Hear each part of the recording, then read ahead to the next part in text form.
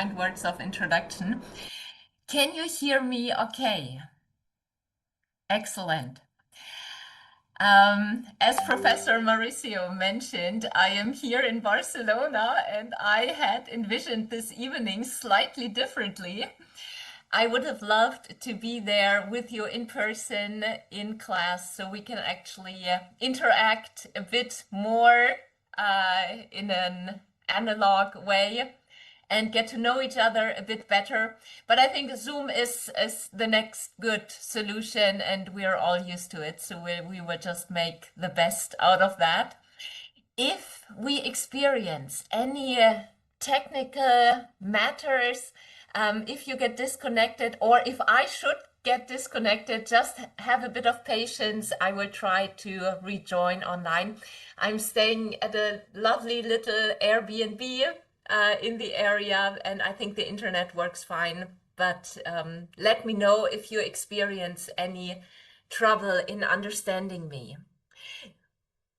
If you are happy with this session being recorded, we would now actually record the session, unless there are This any... meeting is being recorded. All right, excellent. So now we are also on record. And thanks very much for turning on your cameras.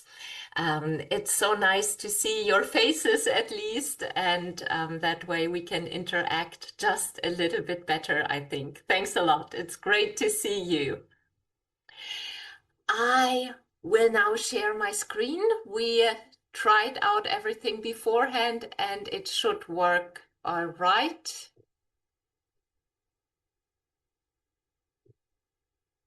All right. Yeah. Great. Yeah. The role of religion in the Rwandan genocide and in the ongoing quest for reconciliation and sustainable peace. I am curious to know, Rwanda, you will join me on a sort of a travel down south. Has any one of you ever been there to Rwanda? If you could just wave into the camera or raise your digital hand. No? Anyone in the Great Lakes areas? DRC, Burundi, Uganda? Anyone to Africa? Okay, someone is nodding. All right, Professor Mauricio, where have you been, if I may ask? I have been, but not a long time. But I have been in Namibia, in Botswana, in Cameroon, in Chad, in Central African Republic. I think that's cool. All right, wow, that's quite a list. Thank you for sharing. Anyone else on the African continent? I'm scrolling through your pictures. Help me out if I'm missing someone. Just speak up. Yeah, I've been to Rwanda myself. Oh, sorry, Jasper. I've been to South Africa only. Okay, that's Jasper Lambert speaking, Yeah. right? Okay, Yeah. to South Africa. Excellent. Where about? Well, I was doing an internship in Cape Town, but I've been the Cape area, but also Joburg, Kruger Park, that part of the country. All right, great. And someone said he was in Rwanda, actually. Who was that? That's me. I've been to Rwanda. All right, Diego Antonio Gomez. Yeah. All right. When did you go, if I may ask? I've been there a couple of times. First in 2004 and later on in 2007. Okay. Wow. So you know the country quite well then. Excellent. Well, I wouldn't say I know it quite well, but yeah, I've been there a couple of times. Okay. Thanks for sharing. Anyone else? I've actually been to Morocco. That's Lisa Carol Brossard speaking. Okay, to Morocco. Wonderful. Great. All right. Well, that's quite some African expertise in the room. Thanks very much, everyone. Well, if you haven't been to Rwanda yet, you might consider going there sometime soon. Rwanda is an amazingly beautiful country. It is called actually the land of the 1,000 hills. Perhaps in a way a bit similar to my own home country, Switzerland. And you know, the other day, well, it's been a while ago, we had a friend from Rwanda visiting us in Switzerland, and my family and I, we took him up with a gondola up on a high mountain. And then I told him and said, Pascal, have a look around. We are here now on 2,500 meters. And he just looked at me and he said, Christine, my whole country is on 2,500 meters. So it's quite up in the hill. It's very nice temperature-wise because, well, it is on the equator, but because it's high up, you have perfect temperature between 22, 25 degrees year around. It's very fertile. You can see a lot of greenery. You have many different kind of crops that are growing there. And perhaps you might know that Rwanda was actually the first country in the world to ban plastic bags. That is a mistake I made on my very first visit to Rwanda, maybe 15 years ago. I went to immigrations, you know, coming down from the plane in Kigali, in the country's capital. And I was carrying 2 big bags full of theological books that I wanted to give to a library there, maybe 25 books or something. And then I arrived at immigrations and they said, well, welcome to Rwanda. Please leave your bags here. You can take the books. So I entered the country like this with a high stack of books. And now I know that you better leave your plastic bags at home. So I learned my lessons quickly there. Rwanda fascinated me from my very first encounter. And as I became more and more immersed in Rwanda's history, in particular the genocide, I was struck and shocked to learn that the majority of the massacres during the genocide in 1994 actually took place in Christian churches. The human rights group, African Rights, points to the fact that, quote, more Rwandese citizens died in churches and parishes than anywhere else, unquote. And rather than being sanctuaries or places of shelter for refugees, as it has been the case in previous massacres, many sites of worship became death traps for thousands of families.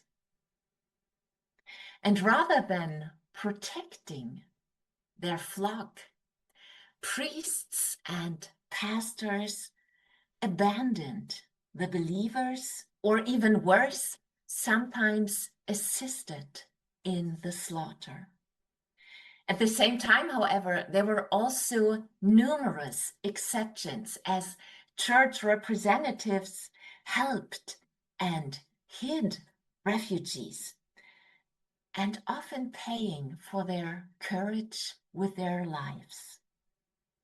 So all this begs the question of the role of the Christian faith, both in its institutionalized form as churches, but also in its intellectual form as theology. The role of Christian faith in the Rwandan genocide. And it further necessitates investigations into the role of religion in this entangled web of colonial history, church hierarchies, festering stereotypes, toxic identity politics, and power struggles that would eventually erupt not only in civil war in 1990, but culminated in the bloodbath of 1994. So in the following, I will attempt to shed some light on the nexus of religion, genocide, and peace and reconciliation in 3 steps. First, I think we need to get a clearer picture of the context of Rwanda and the Rwandan genocide. Before we can then, secondly, look at the role of religion pre-genocide and during the genocide. And in the third part, and maybe most importantly, I would like to explore the role of religion in Rwanda's ongoing quest for sustainable peace and reconciliation. Before we start right off, however, I need to make just a few comments about the methodological framework I employ. So second, a very brief methodological prelude. And I think I can do this quite briefly because you already read some chapters in the pre-assigned reading. So when we look at the so-called religious factor in any given context, in development, in education, in healthcare, in conflict, this comes with a challenge of defining what exactly do we mean by religion. And religion, as you know, is notoriously difficult to define. There are supporters of substantial definitions on the one side, and then there are fans of functional definitions on the other, and everything in between. For my own work on the role of religion in very different settings, I have found it quite useful to follow Jacques Wardenburg's pragmatic perspective to understand as religion what is described as religion by interlocutors and communities. And in my analysis of the role of religion in different settings, my colleagues and myself have built on the work of religion sociologist Richard Friedli, mediation expert Owen Fraser, and conflict resolution expert Mark Owen. And we have adapted their thoughts and built on them, and following them, we identify 7 dimensions of religion. You could also say 7 faces of religion that give shape, that give appearance, that give a concrete face to this very nebulous religious factor in any context. And you remember from the reading you did, so we can walk through this quite quickly. First, there is the religious scape. That's the hard facts, the numbers, affiliations, dynamics, trends. Then there is religion as community. Here we encounter religion in relationships, in identities, also in authorities. Then there's religion as a set of teaching, norms, values, truths, ethical concepts. And then there is religion as spirituality. This is all about personal experience, but also collective experience, motivation, meaning, purpose, what is driving us in what we do. Then there is religion as practice. That's probably the face of religion that we can see most easily when we walk the streets, even of Barcelona. It's about food or dress or rituals, symbols. That's most easily visible. Then there is religion as institutions. That's all about the networks on a local, on a regional, but also on a global level. It's about service delivery. The UN recently gave out a report indicating that in some areas of Africa, between 30 to up to 70% of health service is in the hand of faith-based actors, some kind of religious actors. So service delivery, but also leaders. And the last aspect, the last dimension or phase is the framework. It's the language we employ.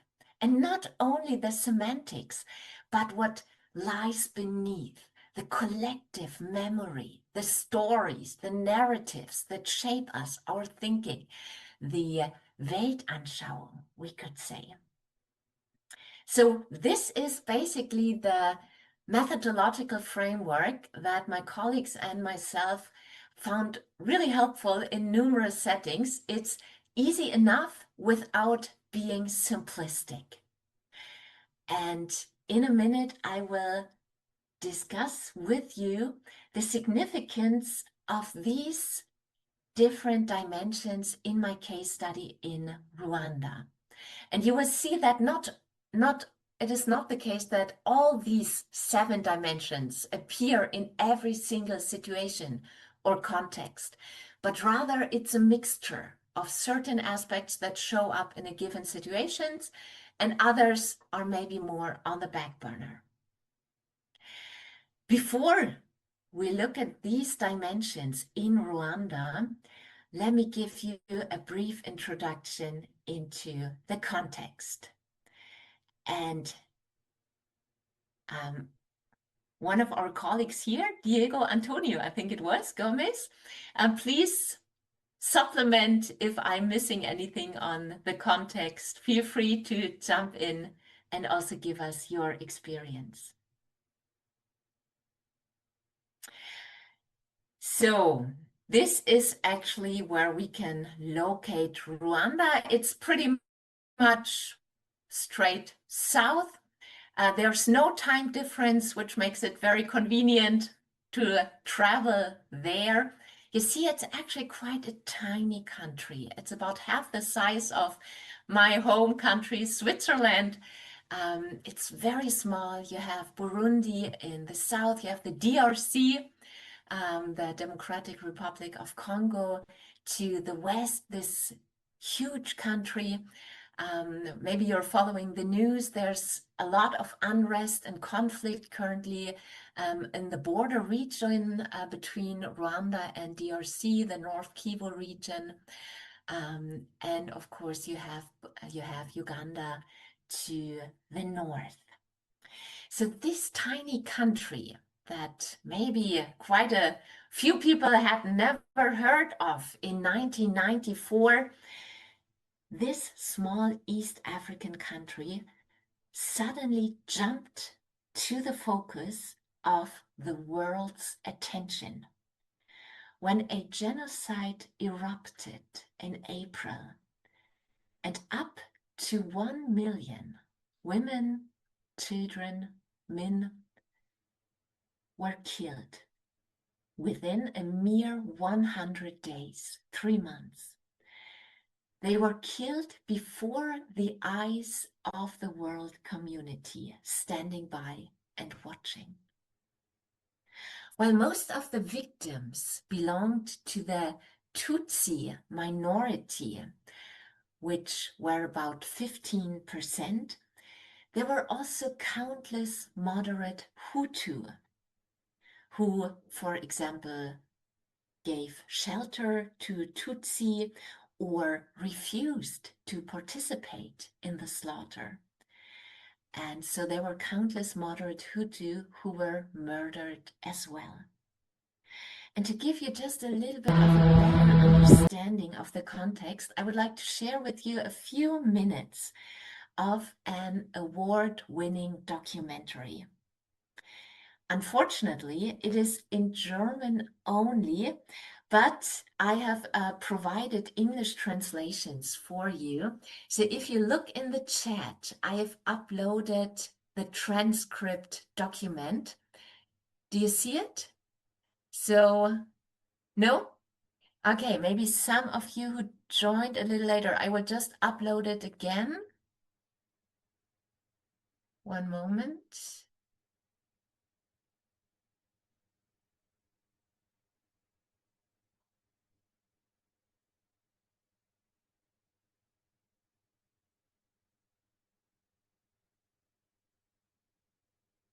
All right, do you see it?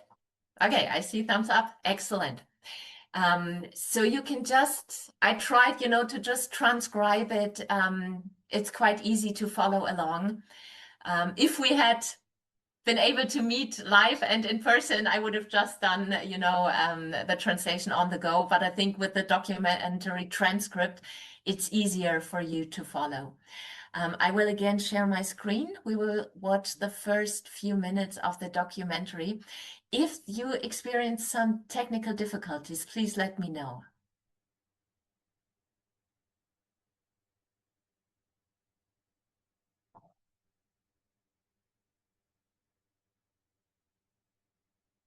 Can you see the screen? Excellent.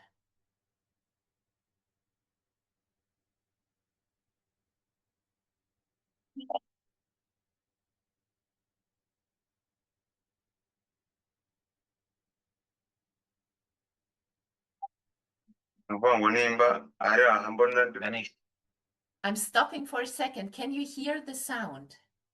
Okay, great. Die Nähe lockt mein Herz und ich möchte mit dir sprechen. Aber es klappt nicht.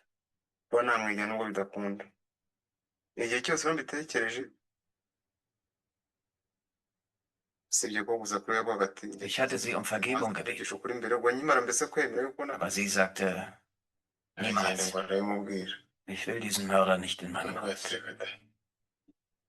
kwibagirwa umuntu wakubohoje akibagirwa umuntu wakumazeho umuryango ubundi Könntest du die Täter vergessen, die dich zum Krüppel gemacht haben, bari ufite intwaro die dich vergewaltigt und deine Familie ausgelöscht haben? tumeranye mbega naramubwiye nti wowe Unvorstellbar, er grüßt dich sogar. reka nkubwire wowe Egal wie freundlich er ist. Ich sag ihm nur, schau, die Straße hat zwei Seiten. Rechts und links. none naciye ubusa Wenn ich links gehe, geh du rechts. nzakuvugisha Geh mir aus dem Weg und wag es ja nicht, mich zu grüßen. nzakuvugisha So gehe ich mit diesem Mörder um. ujye uca hariya ntukasuhuze ubona ko tubanye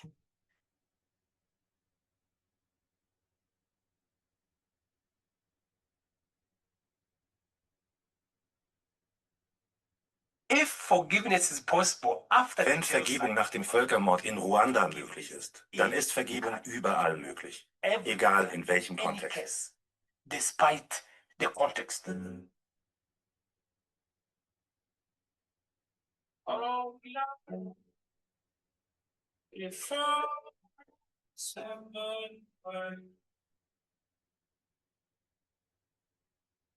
the flame down, down.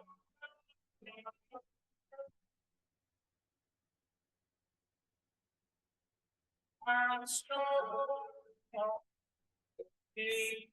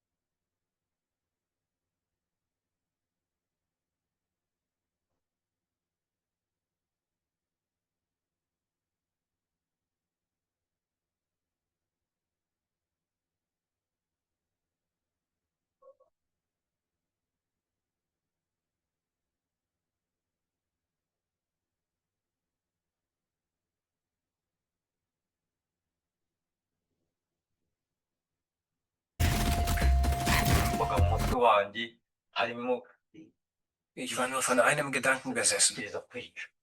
Ich wollte töten. Einfach töten.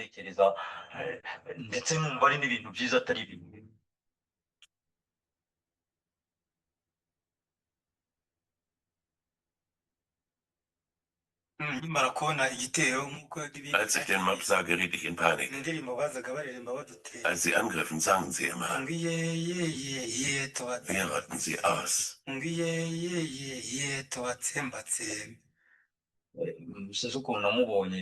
Ich sah Innocent in einiger Entfernung. Ich folgte ihm. Und ich bin mir sicher, er sah, wie ich ihn jagte.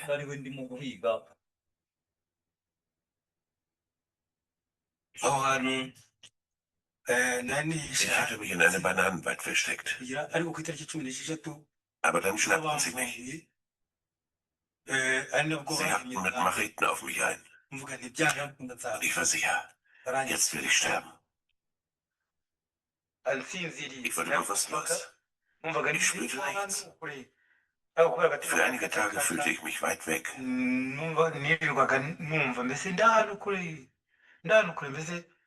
Es war wie in einem Traum.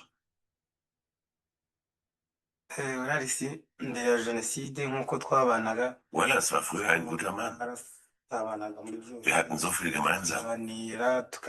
Als Kinder haben wir zusammen Fußball gespielt. Ich weiß nicht, was ihn so verändert hat.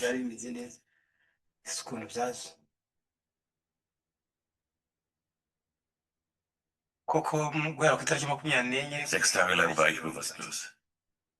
Als ich die Augen aufmachte, war ich überall voller Würmer. Ich lag inmitten von Leichen.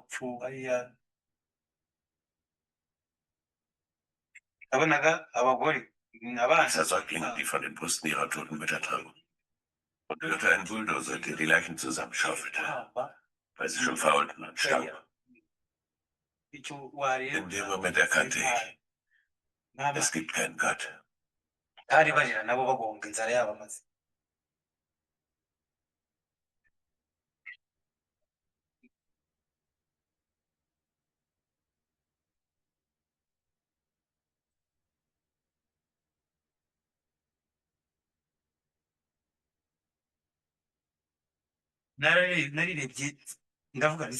mich zum ersten Mal im Spiegel sah, habe ich mich nicht wiedererkannt. So wird mich niemand heiraten.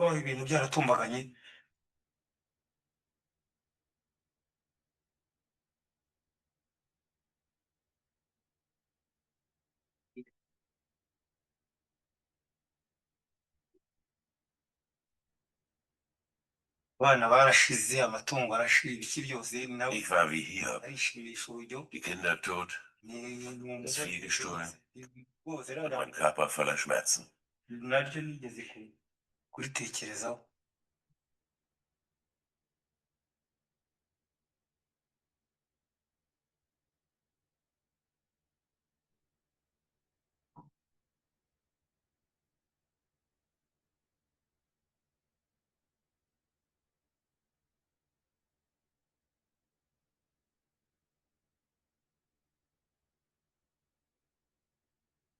We will turn back to the documentary a little later again. I will now go back to the PowerPoint in just a second.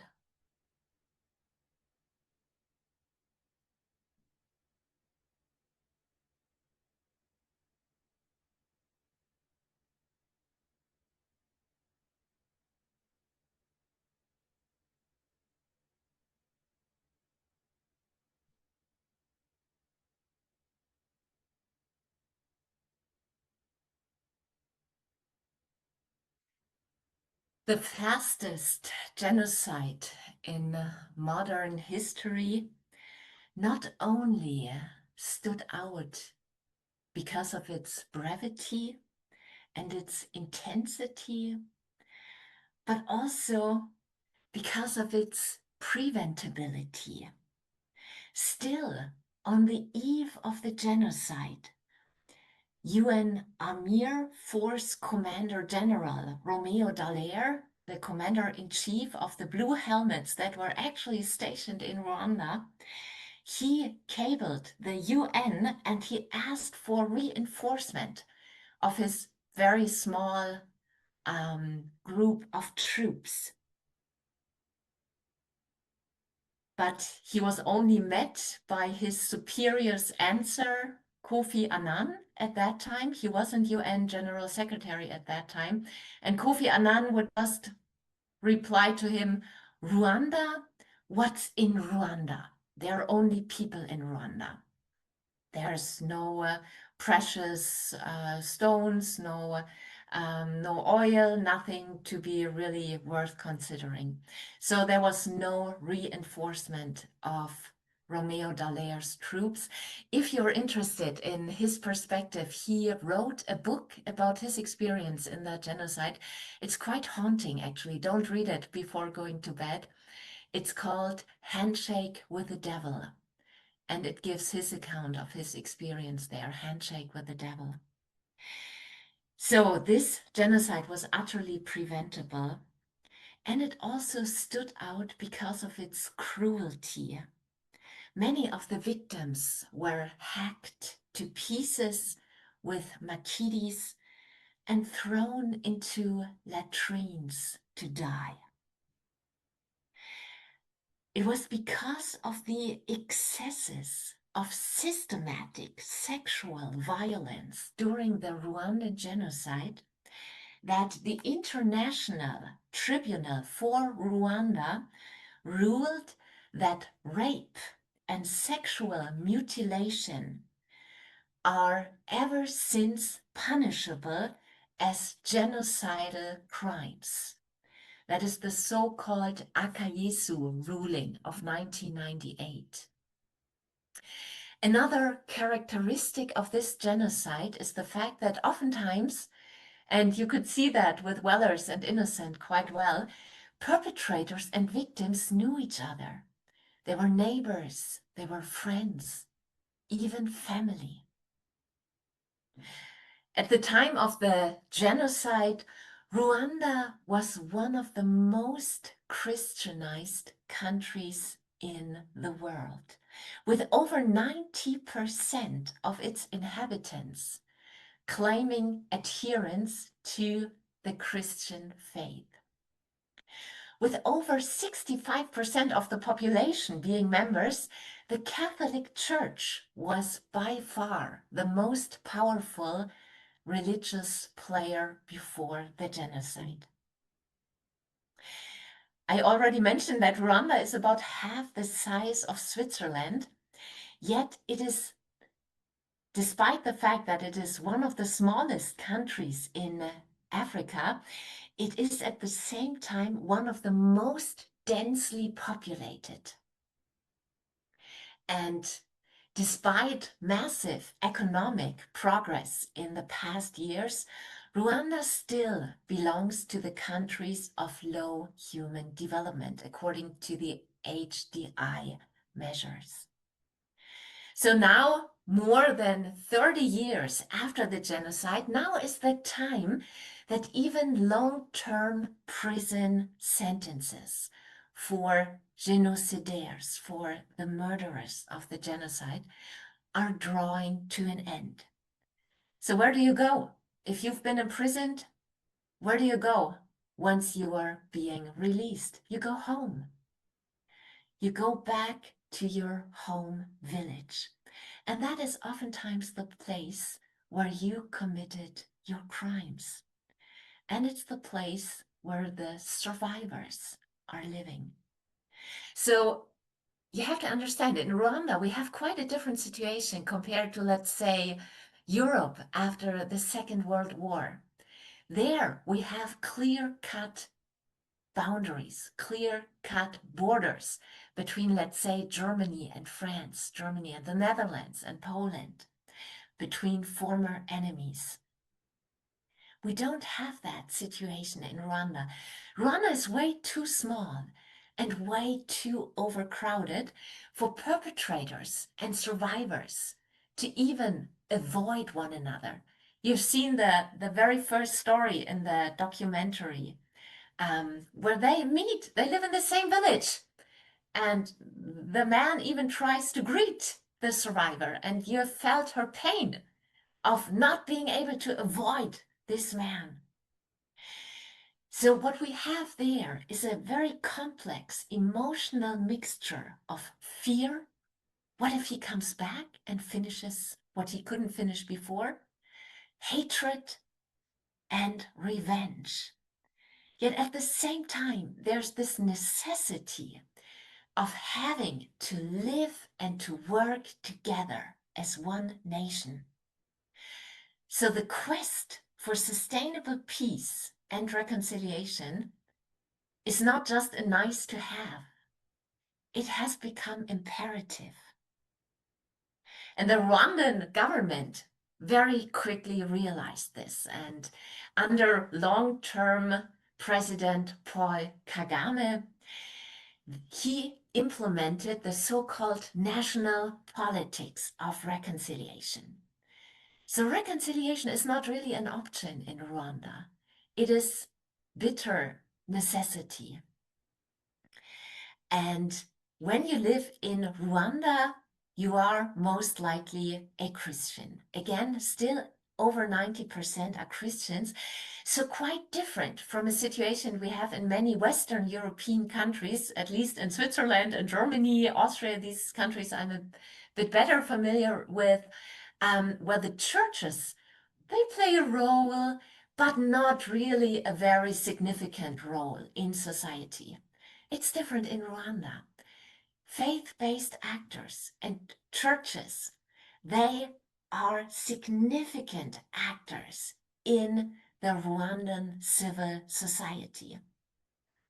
So this means churches, faith-based actors, they play a crucial role also in these social processes of reconciliation. Yeah, before we turn to reconciliation and peace, we're not quite there yet. We step back and we have a look at the role of the churches in the making of the Rwandan genocide.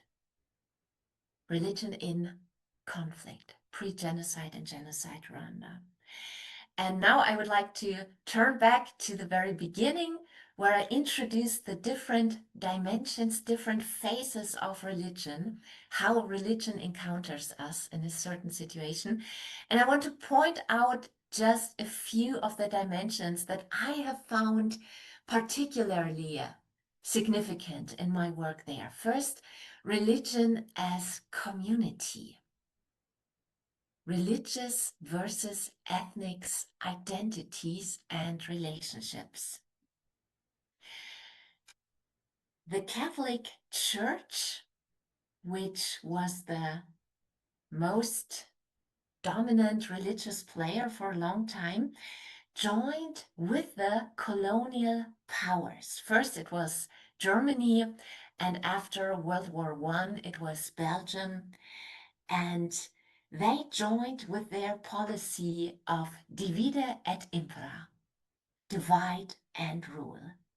So they sowed enmity and hatred between the Rwandan people, first favoring the Tutsi, then the Hutu, then switching back and forth. If you want to rule an occupied country, it's always helpful to divide opposition, divide and rule. And it's interesting that actually in quite marked contrast, the very small Muslim community in Rwanda was not drawn into the genocide because their shared Muslim identity transcended even the Hutu-Tutsi distinction. But that's just as a side note. And I'd like to have a closer look at the apparent prominence of the ethnic identities. Because when we look at it more closely, the nexus of religion, community, and identity is even more complex. Because religious identity was recreated on a different level as ethnic identities became, we could say, sacralized into pseudo-religious identities. So again, let's have a look at the most powerful religious player, the Catholic Church. They endorsed the state's unjust ethnic policies. Their mission strategy rested largely on ethnicity because they thought, okay, how do we convert a country? And their answer was, let's first convert the elites, the top notch of society. So first they were favoring the Tutsi and then Hutu. Ethnicity thus became enmeshed with religion. It became religiously charged, and it was turned into a sacralized ethnic identity. And this was, it was grotesquely illuminated by the fact that genocidaires, the people committing the genocide, they would take daily communion, daily Eucharist during the genocide to strengthen themselves for their work. They would go to the priest every day, get the Eucharist, take communion, because they wanted to strengthen themselves for, they called it work. The killing was their work. So rather than confronting the underlying rivalry between Hutu and Tutsi, the church actually supported ethnic divisions. And it is by making ethnic violence understandable and acceptable to the population that churches helped to make genocide possible. Second, religion as a set of teachings. I'd like to look with you at problematic theology. When we have a look at the theological teachings that was disseminated by both the very early missionaries and then later by the institutionalized churches, we find something very interesting. We find that these theological teachings had a lot of emphasis on respect for authorities, for hierarchies, not least in the church, and for obedience to the state. This is what the converts were being taught. To be a Christian means to be obedient, to have respect. And furthermore, the Christian religion was portrayed as something spiritual, an inner affair. So if it is a private, a spiritual affair, it has no relevance for the public life. So Christian identity was socially and politically irrelevant. You know, you go to church on Sunday, you read the Bible, you pray, that's all nice and good and fine, but it has no impact on how you would behave in public. Furthermore, believers were told to look to their rewards in heaven. They were told, don't be bothered by this earthly life. It's tough, it's painful, but it will be over soon, and then you will go straight to heaven. So worldly issues such as poverty, injustice, or violence were not to be of concern to the Christians, but better be left to politicians. Rwandan converts, therefore, learned very little about other important Christian concepts such as responsibility, freedom, or the prophetic witness to speak truth to power. And even as massacres of Tutsi were taking place throughout the country in the civil war that started in 1990, the church leaders mostly failed to name or condemn them. For instance, in their Easter message of March 1991, the Catholic bishops preached love to enemies, but they did not say a word on the massacre of Tutsi at Ruhengeri. That's one of the towns in the previous month. Then, religion as discourse, language, cultural myths, and Weltanschauung.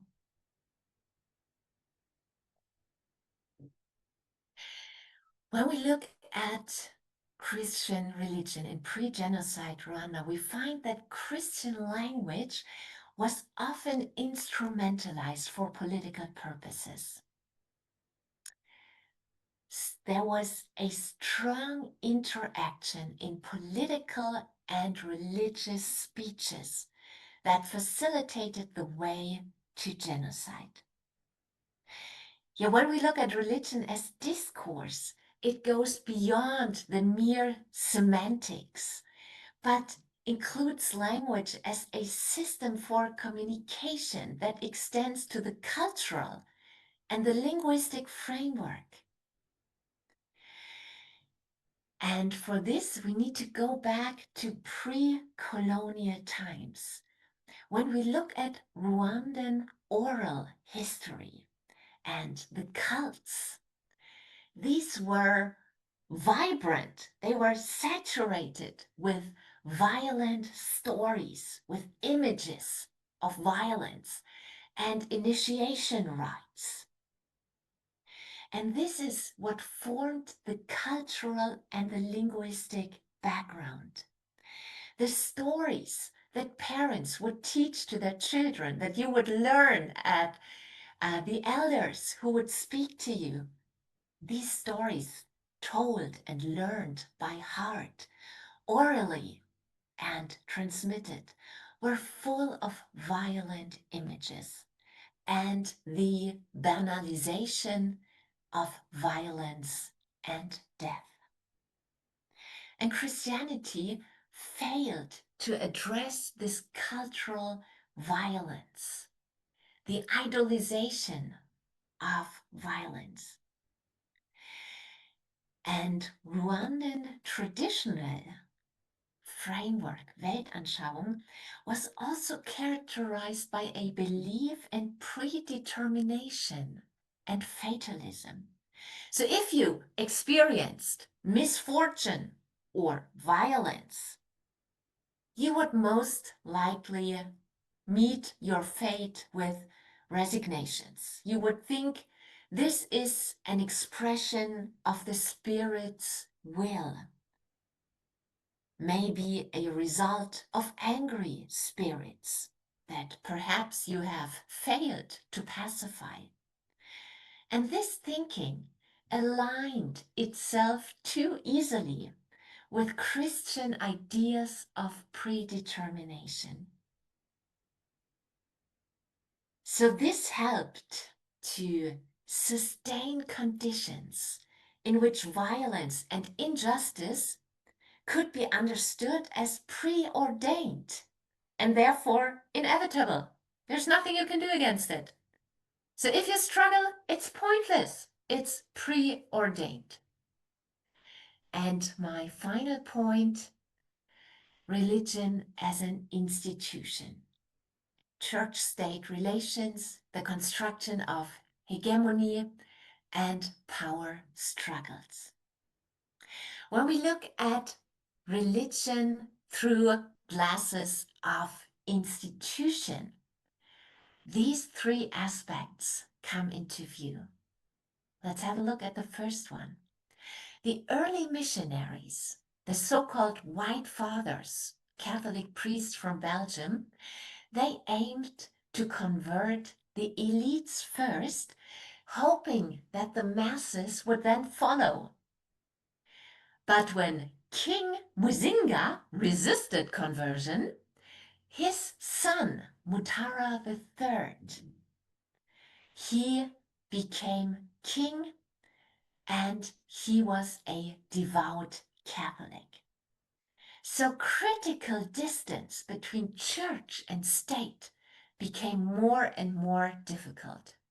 There was a perfect relationship between church and state. So church affiliation was not only seen as an entrance into the sphere of political power, but also linked to power and opportunity in general. You have to see, if you're living in a village in Rwanda, there's a church there, and the church was the main supplier of power and opportunity, the main community supplier of jobs, education, healthcare, and other resources. So if you're a smart person, surely you become a member of that church. It's your entrance ticket if you want to go anywhere. So the hierarchy within the church was mirrored in society through the construction of hegemony. So what we find here is a lot of power concentrated in the hands of very few. Who decided who would get hired, who would get fired, who would get a place at a Catholic boarding school, who would get a supply of meals. So even when the church's policy changed from first favoring the Tutsi, then to favoring the Hutu, the underlying structures remained exactly the same. And now we are in the late 50s, early 60s. What was happening in the church at that time? We have Vatican II, a great church council with new ideas, reformers, ideas of social justice, of liberation theology were coming up, were being discussed at the Catholic World Church. And they were challenging these old hierarchies, these old power plays. So what we have in the 1980s and 1990s is that we see massive power struggles within the Catholic Church as conservatives and progressive strands fought for influence. So the political unrest that would be coming by the early 1990s with the advent of the Civil War was welcomed by some as a pretext to guard old hierarchies. So when we look at these four dimensions that hopefully give a clearer picture of the roles that religion played in pre-genocide and genocide Rwanda, I would like to close this part by pointing out to two possible misunderstandings. I don't want you to go home with these misunderstandings in mind. First, don't overestimate the role of religion. Religion was only one factor in the Rwandan genocide, and perhaps not even as the central one. There were other factors, like economic factors, political factors, power factors, ethnic factors, that played a crucial role. But religion certainly was a factor that helped to contribute to an atmosphere and climate in which finally a genocide was possible. And the second misunderstanding, it would be a misrepresentation to portray all Christian churches, all Christians per se, as genocide collaborators. There were a number of church initiatives and also countless individual Christians who stood up for peace and at times paying for their courage with their lives. Still, on the eve of the genocide, on January 1st in 1994, there was a peace march for all Christian denominations. thousands of Christians marched and prayed for peace in Rwanda's capital, Kigali, and in other cities throughout the country. Yet despite their courage, these initiatives were not representative of the overall attitudes on the side of the churches. So after we've looked at the problematic sides of religion in pre-genocide and genocide Rwanda, I would like now to turn to the more constructive, the positive sides of religion in Rwanda's ongoing quest for peace and reconciliation. Fourth, religion in Rwanda's ongoing quest. Up to this day, Rwanda is a deeply religious country.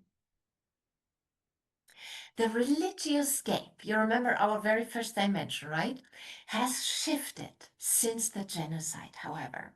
The Catholic Church, once the most powerful player, they lost about 1/3 of their members.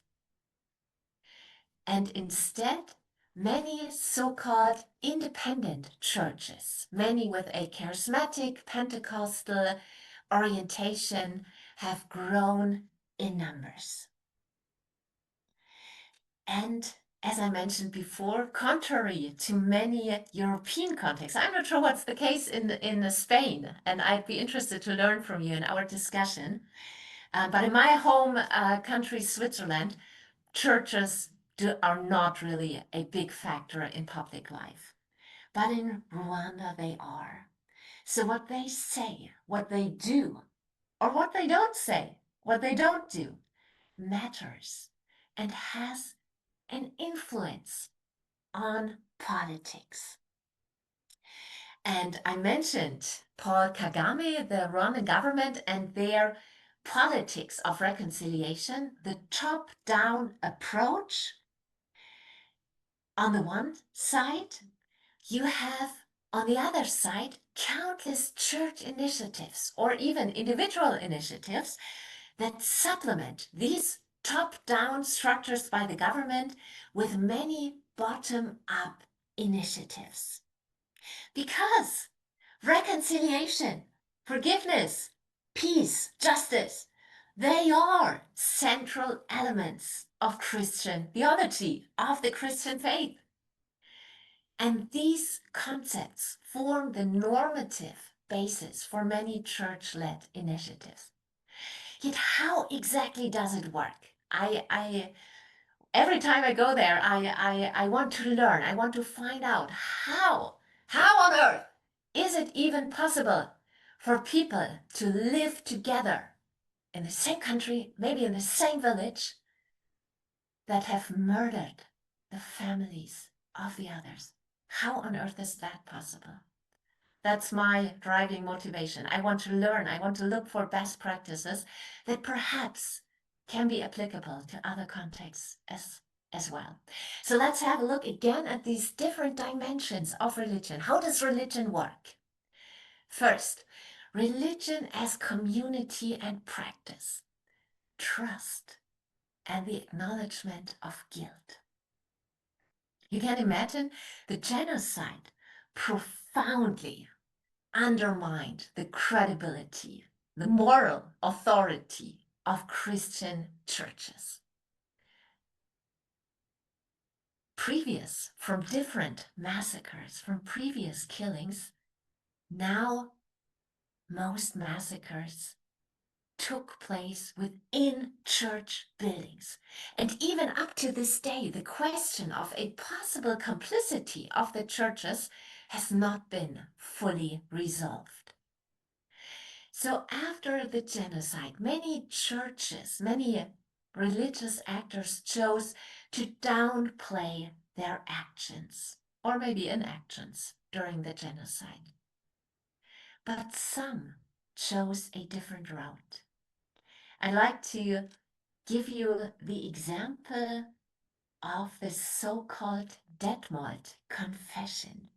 In 1996, only 2 years after the genocide, a group that included representatives of Tutsi, Hutu, and the West from different church denominations. They gathered in a small town in Germany, Detmold, and they drafted a confession of guilt, the so-called Detmold Confession. You can easily look it up online. It's available in different languages. Don't do it now, please. Maybe after you get back home. But again, don't read it before you go to bed.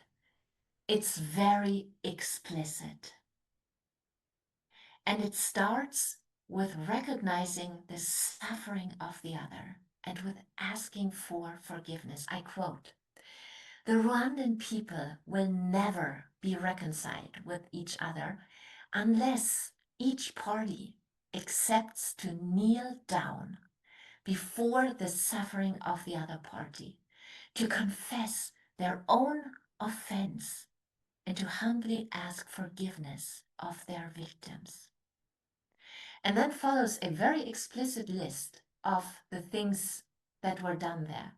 Cutting open pregnant women, taking out the baby, and burying children alive. Well, it's a very explicit list.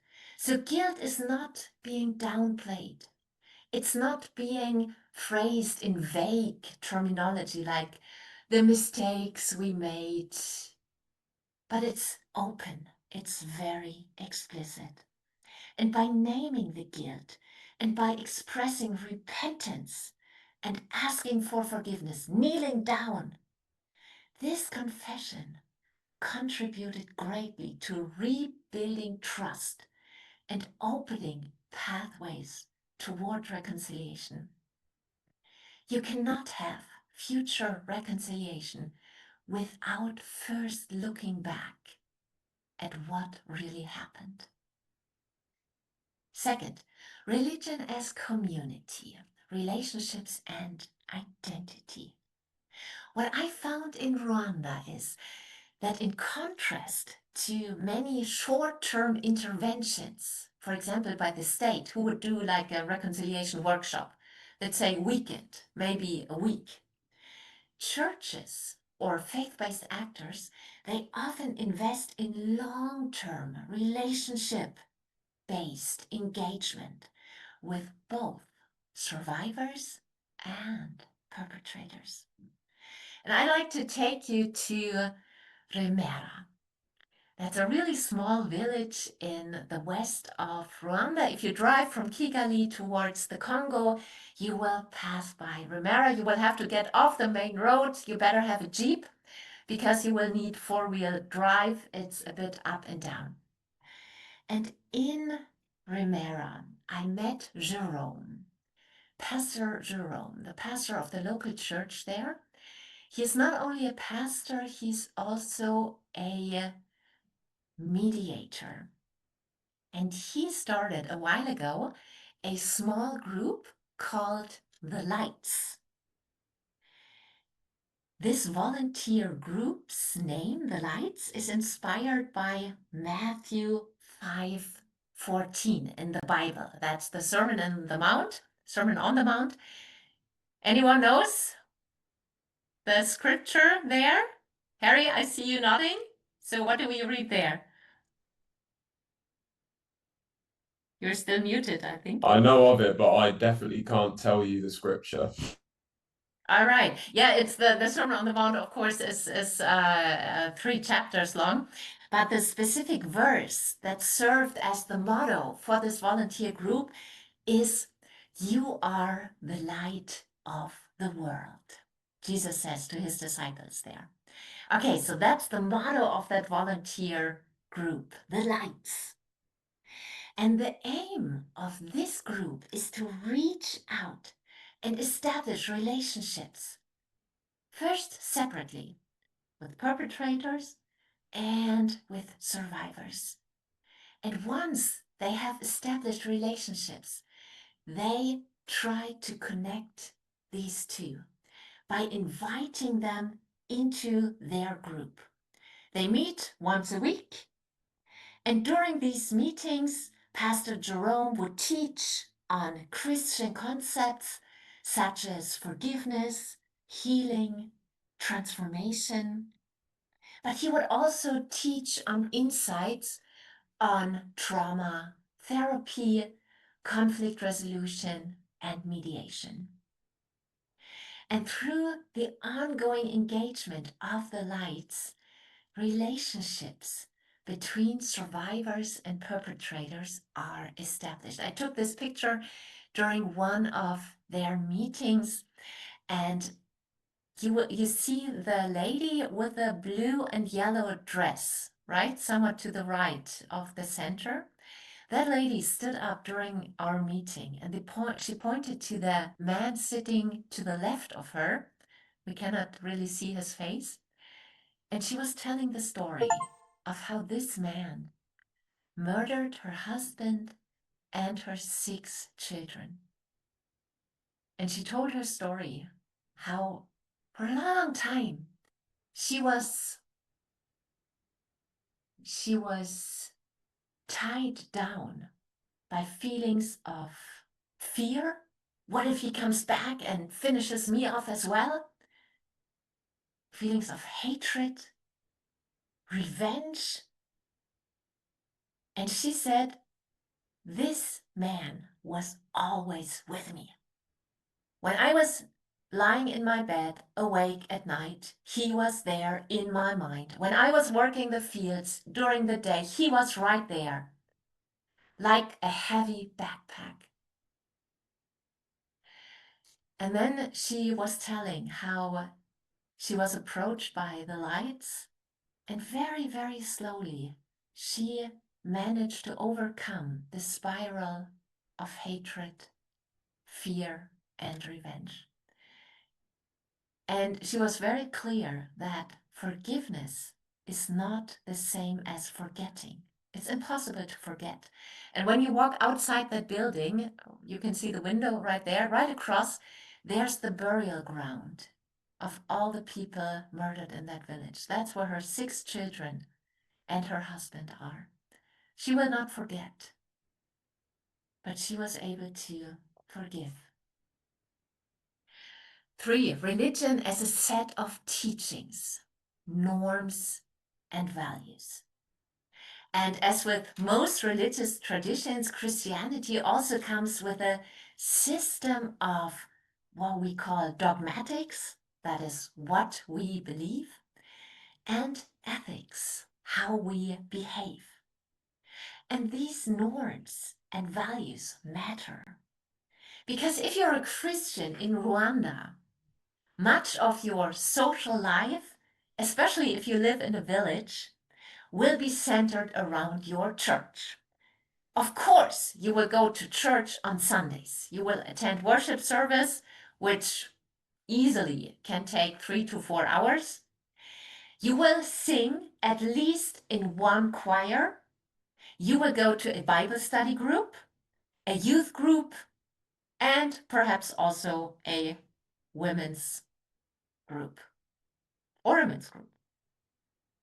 So what you see, what you hear there inevitably shapes you, and it makes a difference to you personally and also the social climate around you, whether your pastor calls for hatred and retaliation or for peace and reconciliation.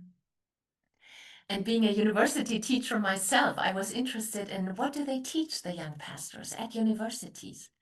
And I looked at the curriculum and I saw that they have courses on trauma healing, on dealing with the past, on reconciliation. And I looked at our own classes at Zurich University and other Swiss universities. There's not a whole lot on these topics. But in Rwanda, students learn from the beginning. So once they are finished and they go out in the different parishes throughout the country, this is the message that is being preached. Yeah, that's one of the church services there. Yeah, you have a full house there. I'm not sure what's it like in Barcelona, but in my hometown, it doesn't always look like that. And 4th and final, religion as spirituality and practice. a holistic perspective on reconciliation. Part of many faith traditions is also a specific understanding of anthropology, or how we understand ourselves as human. And in Christian theology, human flourishing is not only understood in terms of physical and material well-being, but also in spiritual and emotional terms. So from this holistic perspective follows that many faith-based actors, many churches that I have seen there, they care for the soul and for the body.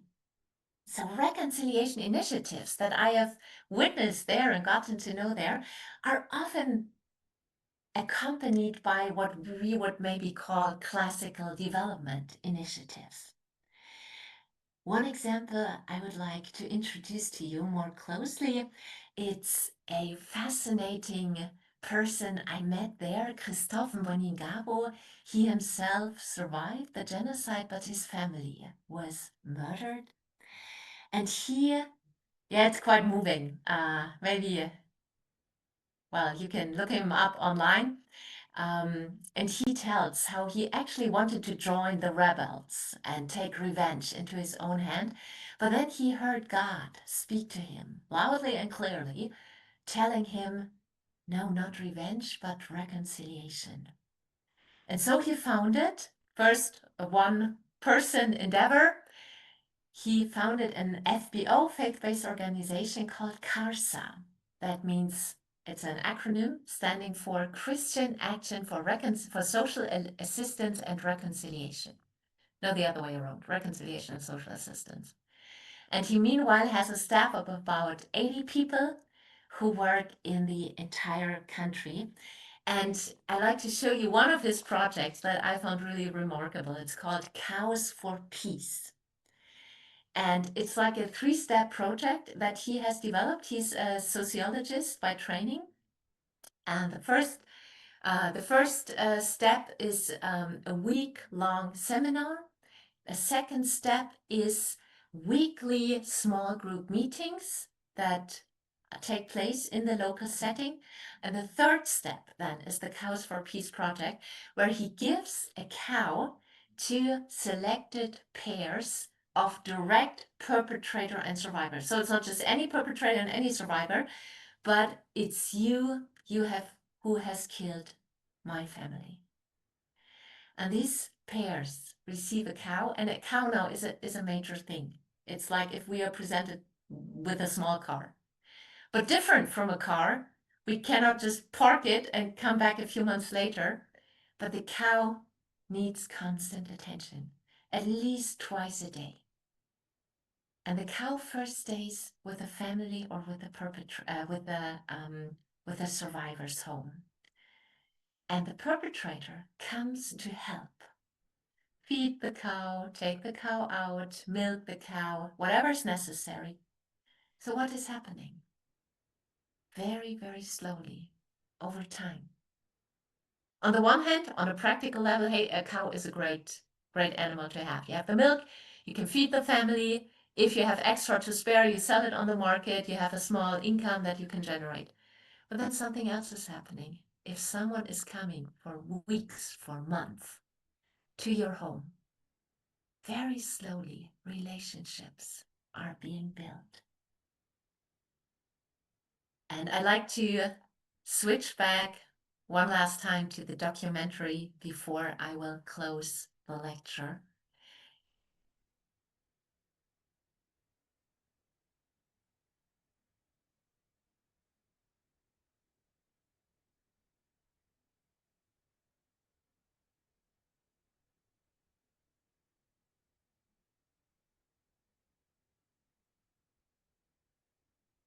You see it? Okay, great. So let me find the correct spot.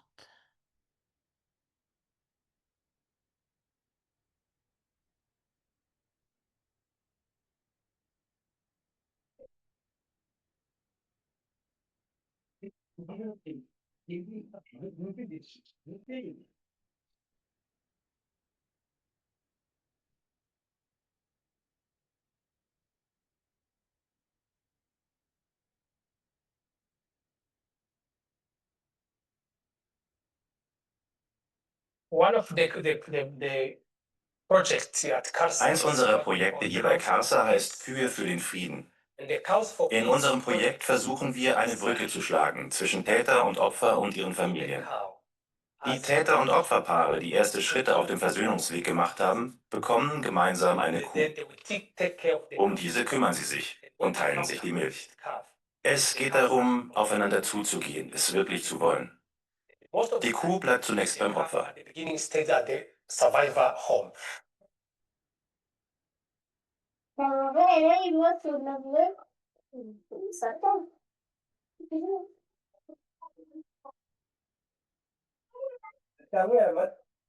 Na mbere nababwiye yuko ufatanyije iya nka.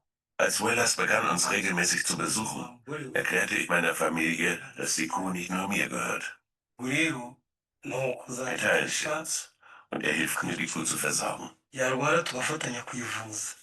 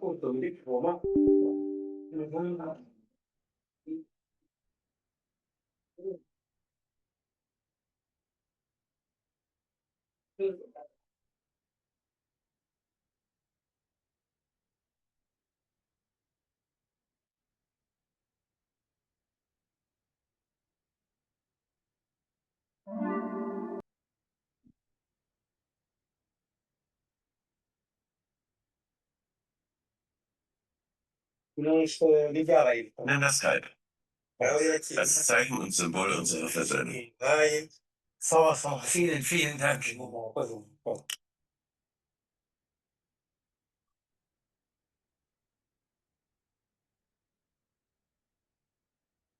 Kigaragaza yuko nabashije kubohoka nkabababara. Dass ich frei bin, sieht man daran, dass wir zusammen sein können, ohne Angst haben zu müssen. Ohne zu fürchten, dass er oder jemand anderer mich vergiften wird. Ich kann abends nach Hause gehen, ohne die Angst überfallen zu werden.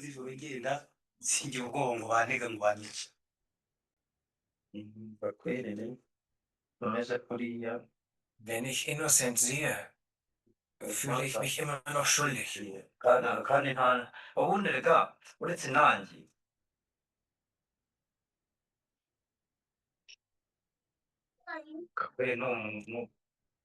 Aber Innocent würde mich nie im Stich lassen, wenn ich Probleme habe.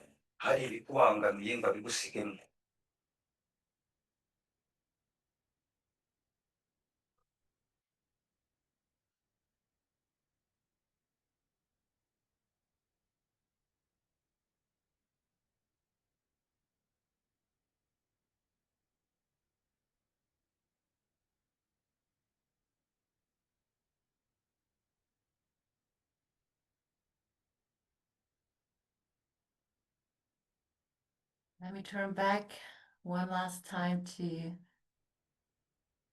the PowerPoint presentation. As I come to a close,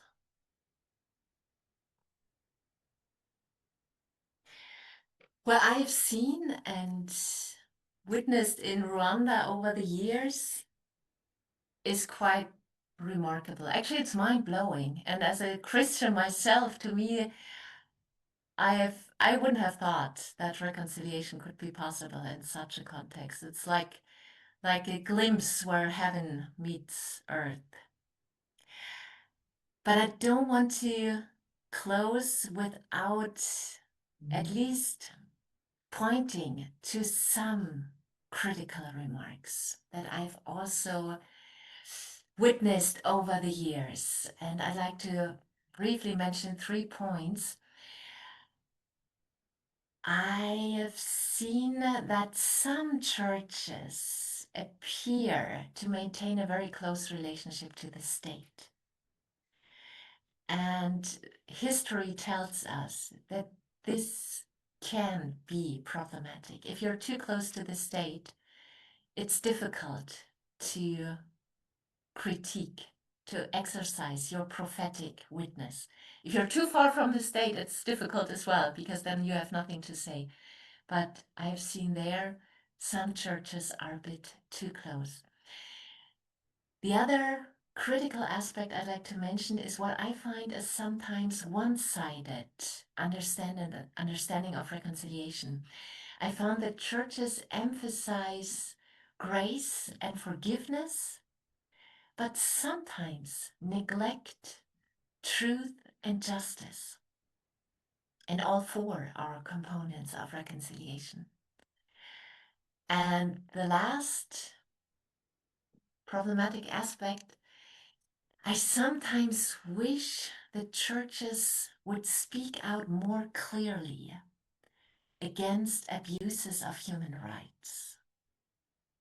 But, of course, I can easily say this, living in one of the safest and most affluent countries of the world. It's always easy to critique, it's much more difficult to do it better oneself. I'd like to close my remarks with the words of Christoph, whom you've just met. If forgiveness is possible in Rwanda, then it is possible anywhere. Thanks very much for accompanying me to Rwanda. And now my favorite part begins, our questions and our discussion. Thanks very much for your patience. Thank you very much, Christine. Have you questions? I can see if someone want to ask something. I don't know how I can see it here. I think I do, if I can. Okay, you can, but because I don't Thank see you. how. Hi, Christine. Well, thank you for everything that you just shared with us. That was really interesting. I wanted to ask you though, do you know anything about kind of, I don't know how to put this any other way, but let's say kind of the success that this CAL program or initiative had? Has anyone come forth with kind of testimonies, or have they spoken about how their relationship may have evolved with, let's say, someone that 30 years ago was a family nemesis, let's say? Does that make sense? Is that clear what I'm asking? Sorry.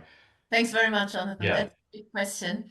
And yes, there is actually some evidence. For example, that documentary. You have met Wellers and Innocent, and their story is there. And Christoph actually is planning on, he thinks big, right? So he plans for a museum of reconciliation that portrays stories of reconciliation. And I think he has a point. He says there are so many museums and reminiscence of the genocide or of atrocities, but there's very little of documenting peace and reconciliation.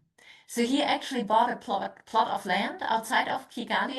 I've seen it. It's still hills and grass, but he is envisioning a museum there.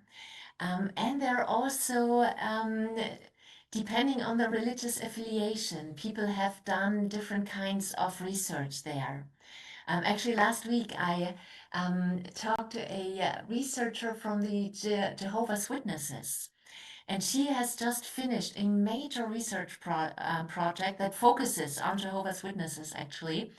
And it will, the website will go online maybe in a month or so. So there would be further evidence of very well researched and documented reconciliation.